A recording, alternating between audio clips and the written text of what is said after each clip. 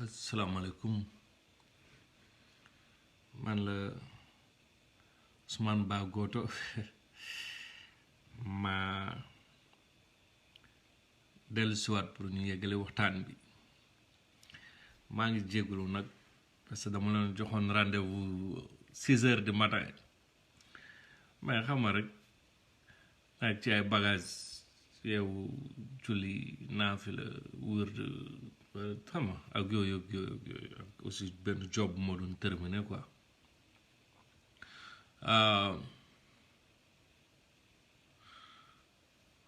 xam nga ñoom dañoo préparé woon pour dem jëli Sonko tey ce matin à 7 heures lañ waroon dem jàpp Sonko pour yóbbu ko ci juge bi te c'est vrai que bu jàkkaarloo juge bi après li si doon topp mooy ñu yóbbu ko mandat de dépôt excusez-moi mandat de dépôt moom bu ñu ko fa yóbbee moom tëj rek Sonko moom ñëpp xam nañ que Macky Sall da koy emprisonné moom leer na ñun ñëpp mais loolu ñu yëgoon nañ ko quoi bi ñu ko yëgee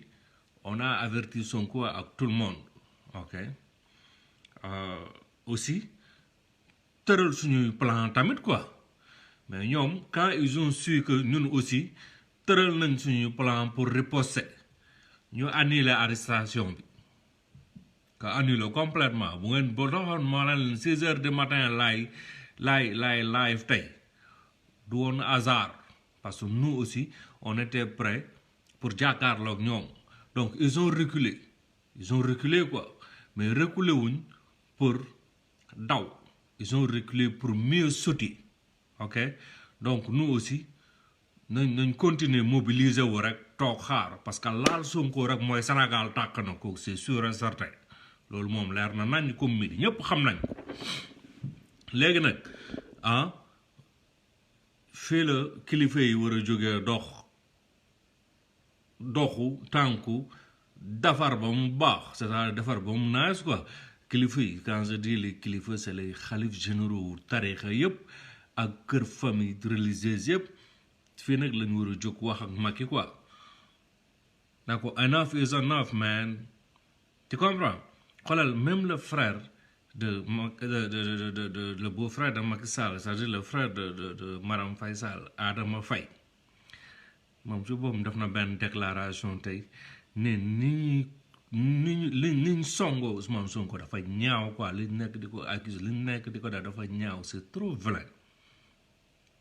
du yoon maintenant j'ai vu aussi que def nañ benn publication directeur kuddu def na benn publication comme quoi que ni dafa am ay armes yu bëri yu ñu saisir biir université de Dakar mais histoire du Sénégal ku ko xam histoire politique du Sénégal ku ko xam ni violence bi am ci 8 ans yi ñu génn musul am biir Sénégal donc kan moo ko fa andi Macky Sall les marrons du feu ñoo fi njëkk utiliser ay armes bëccëg ndar kam télé yi di filmer caméra yi di filmer photo yi di filmer appareil téléphone yi di filmer en direct ñëpp di gis ñuy dóor ay bal ak di dóor ay yore ay jaasi ay paaka ay lëpp donc violence ñoom ñoo ko xam comprenez donc tey boo xoolee maset yooyu noonu jaasi ak paaka yooyu noonu ñu jël filmer jox ko yenn sites yi ak affaire yooyu ñu publier ko ci réseaux sociaux yi ak yooyu ak ci internet bi ak affaire yooyu nit da ngay intelligent di utiliser sa xel boo xoolee ay maset yu bees tàq la yu ñu jënd donc ils l'ont fait exprès pour exposer en vidéo boobu noonu pour tiital sénégalais pour aussi sénégalais wax ni que waa Sonko ils sont armés et tout ça fekk ñun ñi nga xamante ni dañuy wax ak ay nit yoo xamante ni c'est des insiders ñu nekk ci biir système bi loo xamante ni lépp lu waa appareil def lépp luñ préparé ñun dañ ko yëg ils nous ont mis au courant que apéris yëpp fu mu toll dañoo armé wu muy seen ministres yi seen chargé de mission yi seen cadre yi seen politiciens yi seen boo yi seen dunguru yi seen ñoom ñëpp fu mu toll ne ñu ngi yor fetal chargé ay bal ba mu fees donc ñoom ñooy ay saay yi ñoom la du ñun du ñeneen c'est que ñoom luñ comprendreul mooy tey bés bu ñu arrêté Sonko du waa Pastef ñooy jóg tey ñi mere woon Macky Sall yëpp dinañ ci profité waale jógaale comprendre donc voilà comme ñoom reculer nañ ñun ñu ngi taxaw rek di xaar ñu ngi leen di xaar rek c'est que ñoom li leen tiital dëgg mooy démb ils ont vu que live yëpp dañoo ne dañuy def live fajar bi donc ils ont dit what the fuck lan moo tax live yëpp live yëpp wax ni dañuy live 6 heures du matin ak 7 heures du matin lan moo xaw donc ñoom ci boppam nga xamante ne am na si ñoo xamante ne ñoom léeg-léeg ñoo may jox ay information dañ moo bind na ma mais lan moo xaw lan moo tax ñëpp war a live ci laa découvrir aussi am na si ñoo xamante ni dañ may jox pourtant information mais ay tub lañ quoi parce que ils voulaient savoir lan moo xew comme ça ñoom aussi ñu wax ko gouvernement c'est-à-dire ay double agent lañ quoi démb j'ai découvert si samay source am na si ñaar ñoo xam ay double agent la c'est dañuy liggéeyal état bi aussi di ma liggéeyal man tu comprends te ñooñu dama leen di fay xaalis ñooñu chaque weer dama leen di jox xaalis mais pare naa si seen mbir c'est que ñoom non xamuñu ma sax wallahi xamuñu ma Sayer Diop yaa ngi may déglu n'est-ce pas avant élection présidentielle u États-Unis la waxoon naa la Donald Trump dafay perdre élection yi waxoon naa la que ëmmët dafay am waxoon naa la qu'ils vont attaquer the House c'est-à-dire Assemblée nationale aux États-Unis waxoon naa la que Trump va inciter des gens yoo xamante ni dañuy dugg ci ay bus ñëw taal dëkk bi lépp ni ma amoo exactement man maa la waxoon doo ma bàyyi ma fen yaa ngi may sedda barke alxuraanul karim naka laa ko xamee dama ko xamee su ma ko waxee c'est yaa jël sama loolu c'est sûr et certain donc ñoom mënuñoo fexe ba ñoom lu ñu teg suba ba ngoon ba duñ ko xam mais il faut aussi que Pastef xam ne ils sont extrêmement infiltrés Pastef niñ ko infiltré sax kenn infiltré wul noonu Mossad pour te dire parce que lu xew Pastef suba ba ngoon état bi xam na ko te kan la ñan ñooy tubb Pastef yi foofu la liggéey bi nekk loolu lañu war a lijjanti man am na ñu ma ci xam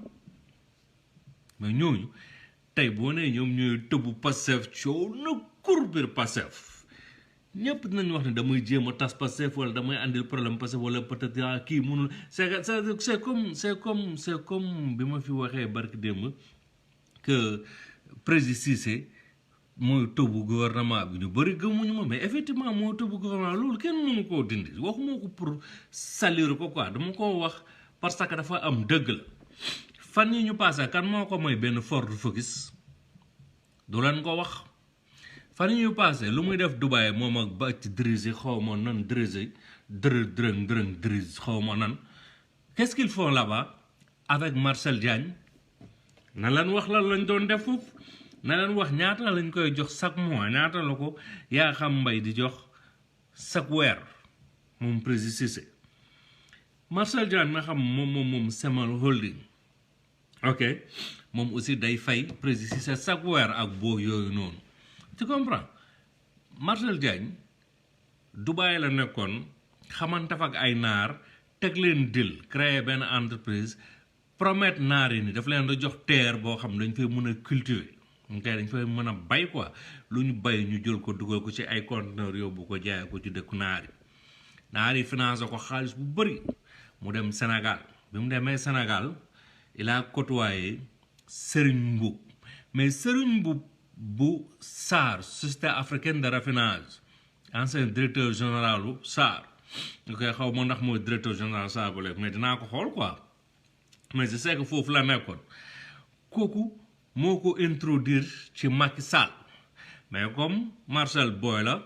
mu teg ko Amadou Sall quoi Amadou Sall d'ailleurs bu demee Dubaï si Marcel lay nekk quoi ñoom ñooy ànd di teg seeni dil mais c'est vrai que Macky am na fa kër quoi aussi tu vois Dubaï mais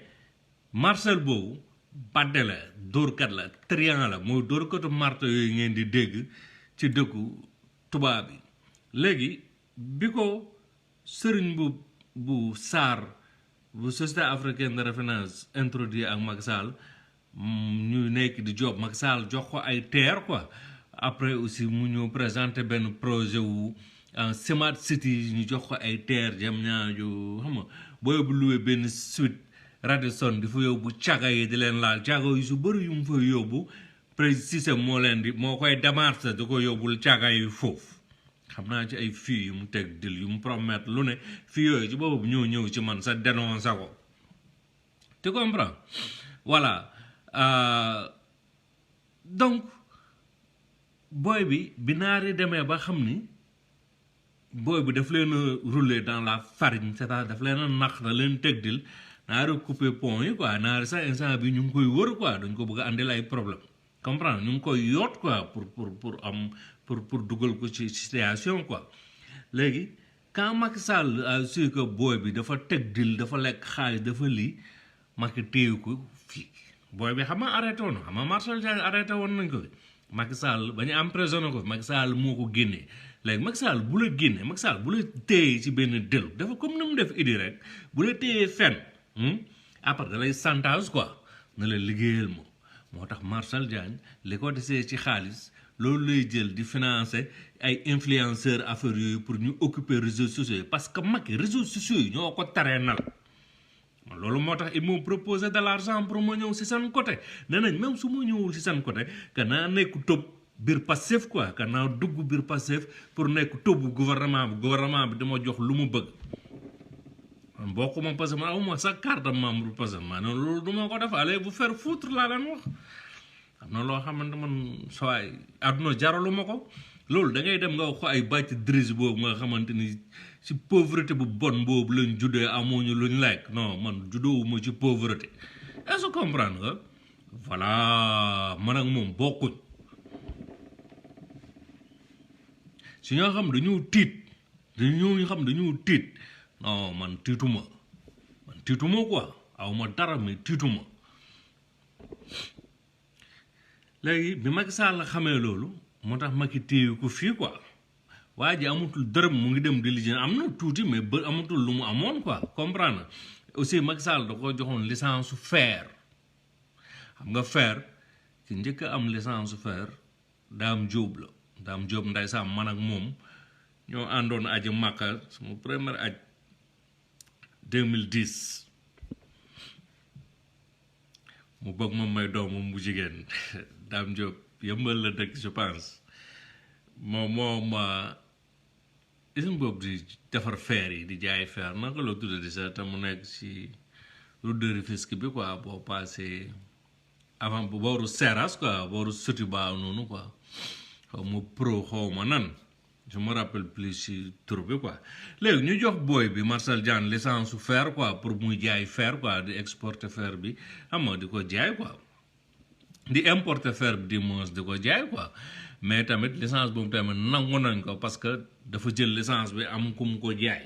kooku jox ko xaw ma ñaata milliards mu teg kooku del coow li na kur ci lañ ko arrêté woon ci la ko Macky Sall libéré donc loolu rek pour vous dire rek que man li may wax ci président fenuma xoolal xaw ma nan Loris nu mu tudd lan Loris booy boobu noonu nekkoon te ñu nekkoon di nekk ay administrateur de Dakar si te ñu créé Galsen Fan booy boobu noonu Pico Loris xaw ma mais moom site yu mag yi 5 premiers sites Sénégal yëpp lay liggéeyal dañ koy fay donc ils sont corrompus amul Seneweb amul Senego amul Dakaractu amul Ndéri Post ñoom ñëpp a koy fay xaalis léegi ni ñuy def ñoom yow mi leen di topp nga xam da ngaa MSN page boo leen envoyé benn post ci groupe yooyu pour ñu publier ko ñoom bu ñu gisee ne vidéo bi c'est intéressant te vidéo bi amagul ci net bi wala affaire yooyu dañ koy jël ñu publier ko réseaux sociaux yooyu quoi léegi yow nga naan mais ñii du ma leen envoyé benn post jamais ñu publier ko nga jékki-jékki rek gis vidéo bi wala publication Seneweb publier ko wala Sénégal wala Dakaractu wala beneen gis nga naan mais nu mu demee ni fekk booy ñoo la jaay booy loolu la ñuy dundee léegi nag pour ñoom dañoo intelligent te intelligent wuñ Pego Loris li ma wax doo ko weddi laajal Malick Ndiaye pour vous dire booy ak waa état bi nii lañ def seen liggéey mooy lépp lu xew ci Facebook bi ñu wax ko waa état bi danga moo tax ngay jékki-jékki rek gis dëgg ñëw arrêté benn booy yu Pastef wala affaire yooyu kan moo leen dénoncé parce que ñoom police bi nga xam super criminalité police bi yore mbiru bi contrôler internet mu il peut pas être tout il peut pas être partout parce que ñoom seen amuñu effectif sax bu doy donc booy yi nii la ñuy utiliser moo tax ma leen préciser désabonné leen ci pasam plaqué leen ko ba du gis lu ngeen di publier comme ça du leen mën a dénoncer xam nga koo xam da nga koo bloqué kooku du gis looy publier mais loolu yëpp amul solo li am solo moom mooy na patriote yëpp préparé wu parce que tey suba wala gannaaw suba man maa la wax dinañ jël si Sonko du dañ léegi nag bu fekkee dañoo reculer pour mieux sauter mun na xaar ba mois de mars te man ci weer mars bi sa laa ko gën a gëm quoi lu tax parce que boo seetloo Macky Sall mois de mars la arrêté Khalifa Sall mois de mars la arrêté Karim Wade mois de mars la arrêté ñu ko gën a sonal pourquoi mois de mars bi peut-être mystique la quoi parce que il est très mystique trop même trop mystique man maa leen jaaxal man munuñ ci man dara lu ne def nañ ko munuñ ci man ñaari salaamaaleykum munuñu ko ci man barke alxuraan ñaari Mali munuñu ko ci man Ousmane Ba Gooto maa ko wax naa ko 1 milliard de fois nag toujours dinaa ko répéter parce que fu leer laa ko teg voilà démb nelawuñ amul police amul renseignement généraux amul gendarmerie amul ñoom ñëpp kenn nelawul parce que seen problème moo nekkoon pourquoi demain matin tous les live war a live ñoom loolu bés bu ngeen ko xamee da ngeen di décédé man moo tax ma ne leen pare nañ parce que boo yëpp tout le monde ñu bokk poste ak ñu bokk ñëpp pare nañ laal Sonko moom mooy Sénégal de guna ci guerre civile c'est-à-dire du doon guerre civile ça mais c'est le peuple contre l'État te boobaa on verra est-ce que ñoom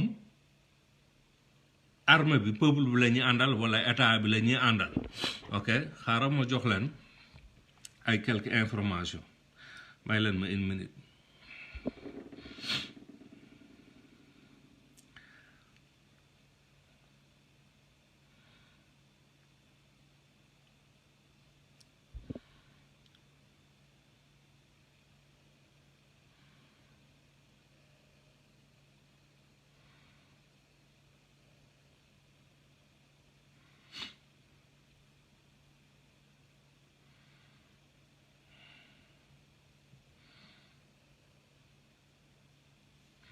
ok wàccee sama lunette yi balaa li may xool di refléter ci lunette yi aussi comme après caméra téléphone da koy jël quoi donc gars yi bu ñu ko agrandir mun nañ gis sama source même si sama bët yi rek mun nañ ko gis mais je ferai tout ba duñ ko gis ok général de brigade Baptiste Tine haut commandant de la gendarmerie ok moom mu ngi dëkk Amirauté la dëkk ok donc am nañ adresse am léegi général de brigade Mamadou Diouf moom mooy topp ci général de brigade Baptiste Tine ok mais général de brigade Mamadou Diouf moom mu ngi dëkk biir caserne Samba Diéry Diallo la dëkk ok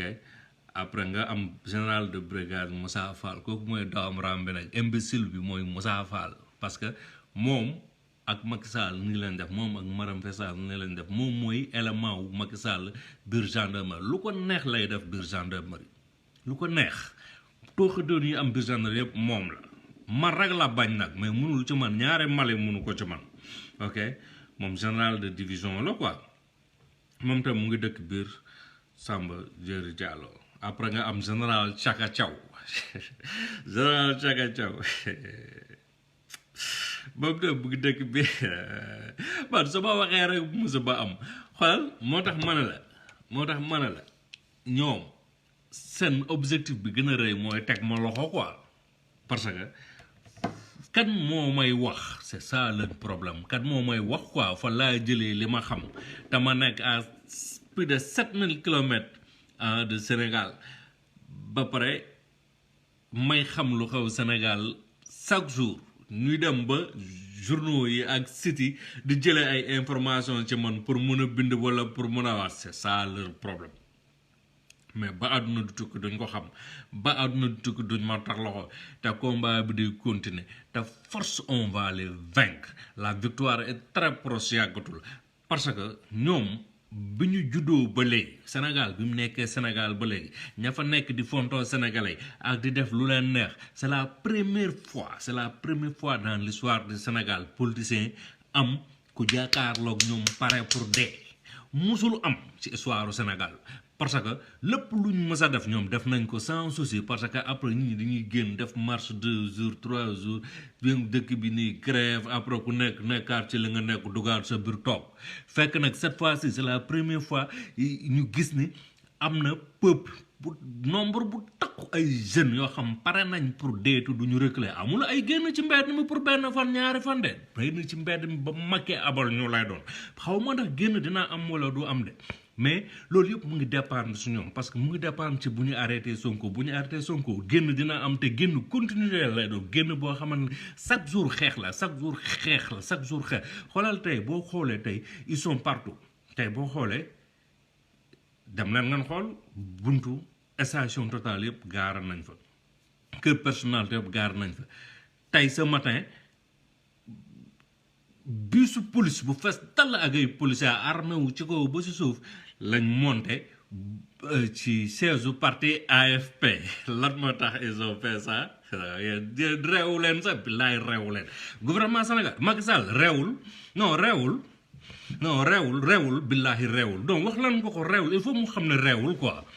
tu comprends pourquoi ñu daw dem te pourtant leur plan c'était d'aller prendre Sonko ce matin nañ ko jëli lan moo tax Moustapha Guirassy ak Cheikh Bamba Dièye démissionné ci commission ad hoc bi commission bi nga xam moom moo war a àtte comment dire Ousmane Sonko pourquoi parce que ñoom ils ont demandé pour entendre Adji Sarr Moustapha Guirassy ak Cheikh Bamba Dièye ak Aïda Mbodj dañoo ne comme commission bi dafa war a lever immunité wu Sonko c'est-à-dire nomba tànkam ba nga xam ne dootul bokk ci député comme ça justice mun ko convoquer parce que député dans les normes bu ñu tekki ndomba tànkam justice mun koo convoquer ñooñu ne ok d'accord mais on veut entendre Sonko mais aussi on va entendre Adji Sarr Moustapha Niasse na leen mënu leen gis Adji Sarr pourquoi mënuñoo gis Adji Sarr parce que il faut ñu déglu ñaari côté yëpp n'est-ce pas pour mën a àtte mais Moustapha Niasse na leen déedéet mënu leen gis Adji Sarr ñooñu ne comme mënuñoo gis Adji Sarr ñun mënuñoo dugg ci lii mënuñu cee wax on démissionne ils ont démissionné loolu moo leen metti fu mu toll nii booy couche boobu noonu tawkatu lal boobu comment il s'appelle Abdou Mbow nga xamante ni moom bëñ yi mu yor Khalifa Ababacar Sall ancien maire Dakar moo ko jëndal ay bëñ te gis nga noonu yàq na ko fi Khalifa Sall pour intérêt wu pécuniaire parce que Macky Sall ay poste yu mu koy fayal ak intérêt yu mu koy jox lan moo tax waa Thiès lan sama problème mooy lan moo tax waa Thiès jeunes yëpp ay politiciens lañ kenn amul ci métier quoi presque Thiès c'est l'unique région du Sénégal ville ça laay wax parce que région de Thiès Mbour ak yeneen i mais Thiès ville Thiès jeunes yëpp seen laay fii ci poté lañ ko def mais pourquoi lan la c'est quoi le problème comprendre ma quoi te ñoom ñëpp la plupart ku nekk ci pouvoir rek la ñuy àndal ça me dépasse quoi damay toog di analyser di xalaat mais xaw ma lan ok peut-être dëkk la boo xam ne amul liggéey wala je sais pas politique mooy seen première ressource naturelle quoi mais loolu dafa war a changer nit ki mun nga politique mais nga politique ci dëgg quoi du politique lépp nga teg ko ci dëgg moom laay wax toujours rek ma ne nit booy ànd ak moom da ngay ànd ak moom ci dëgg ok comme man li may wax souvent ci Ousmane Sonko du neex ñu bëri quoi parce que dañ koy jël ni damay critiquer Sonko non critiquer wu ma dama koy avertir ak aussi dama koy conseiller même bu fekkee critique sax critique bu objectif la boo xamante ni mun na ci waaw Mbacke Sarr xam naa ne Thiès waa ak sama man sama mbokk yëpp a ngi Thiès lañ dëkk war na yàlla ak maam min boobu dëkk dama daan jógee Ndakaaru chaque samedi di dem baali Thiès dooso do ay caaxaan ay jamonoy sinu Cheikh Omar Sy nga xamante ni mu nekk moo nekkoon terreuru Thiès man sama gaañ la woon jour bi ñu koy mbaal maa ngi taxaw kon xam nga ne xam naa Thiès ay Cité Lamy ay R100 ay Thiès dama ko mën comme pas possible sama town la quoi mais daal yéeme na quoi bon anyway nañu mobiliser wu taxaw xaar parce que ñoom neneen duñu reculer yoota ñu ne duñu reculer yoota c'est sûr na leen leer ni que ñun mun nañu contenir 8500 gendarmes te du gendarme yëpp ñoo nangoo xeex bi am na gendarme yoo xam ne ils sont pas avec Macky Sall est-ce que comprend am na policiers yoo xam ne ils sont pas avec Macky Sall am na ay médecins yoo xam ne ils sont pas avec Macky Sall tu vois et puis période Covid période pandémie période bi nga xam pandémie la nga xam feebar la lieu ñu concentré wu ci trouver ay solution pour faj feebar bi période bi li ñu concentré wu trouver ay solution pour créer emploi et li ñu concentré wu trouver ay solution pour régler les problèmes de la cité mais non ñoom ñëpp seen ressources yëpp ñu concentré wu ci benn personne quoi Ousmane Sonko ñaata nit lañ fi violé est-ce que état bi mus na jël en charge situation bi ni mu jëlee en charge situation wu Adji Sarr bi kaawu Adji Sarr ak Ousmane Sonko musul am pourquoi parce que on a tous compris leur objectif c'est de liquider Ousmane Sonko politiquement mais dama ne les Sénégalais conscients ne l'accepteront pas les Sénégalais conscients duñ nangu ñu liquider ku leen neex rek ñu jóg liquider quoi te dara du leen ci fekk c'est que Macky Sall il est même pas intelligent parce que si tu veux gouverner sans opposant yow déjà sur le plan international on te voit comme un dictateur c'est que amul benn dëkk ci kaw suuf benn gouvernement ci kaw suuf buy gouverner sans mu am ay opposants amul ça n'existe pas c'est que dès que amatoo opposant rek tu es automatiquement dictateur yow loolu war nga ko xam jàng tuuti Macky Sall tu vois est-ce que c'est ingénieur nga loolu nga wax quoi mais au moins jàng tuuti war nga xam loolu quoi comprendre donc waroo woon nangu ay Mahmoud Saleh naar bu téegal ndayam boobu nga xaw ma Soudanais la xaw ma ban dëkk la dëkk ci kaw suuf nekk sa ginnaaw nopp di expliquer parce que aussi il faut sénégalais yi xam ne Mahmoud Saleh moom moo déclenché arrestation yi yëpp ngay def parce que moom moo xëy rek dañ ko menacé dafa am ay menaces de ay messages yu menace de mort yu mu recevoir ci ay numéro wu partisan Pastef loolu moo waral arrestation jabaru Birame Souleye Abbas Fall ak tous les autres donc le problème c'est Mahmoud Saleh ci boppam mooy dëmm bi il faut oser le dire moom depuis jamonoy Abdou Diouf jamonoy Abdoulaye Wade jamonoy gouvernement bu ñëw mu ngi ci bopp naar bi damaa xamul waa jooju lan mooy njëriñam ci ko suuf c'est que qu'est-ce qu'il représente vraiment au Sénégal man laa comprendre quoi waa ji est-ce que dafa am base pour dafa am ay nit yu ko topp qu'est-ce qu'il est quoi moom lan lay peser quoi mais pourtant président yëpp ko bëgg soxla lan la parce que c'est un criminel parce que imbécile la parce que moom mooy intermédiaire u kilifa yooyu noonu ak yenn businessman yoo xamante ni dañuy blanchir de l'argent xaalis dañ koy blanchir tu vois donc voilà moom ci boppam bu arrêté wul ñu téegal ndayam amul xaaral ma dem te ñëw parce que dafa war a leer quoi moom lu tax muy arrêté loo ay doomu aadama yoo xamante ni ñoo ko gën a sa nekk sénégalais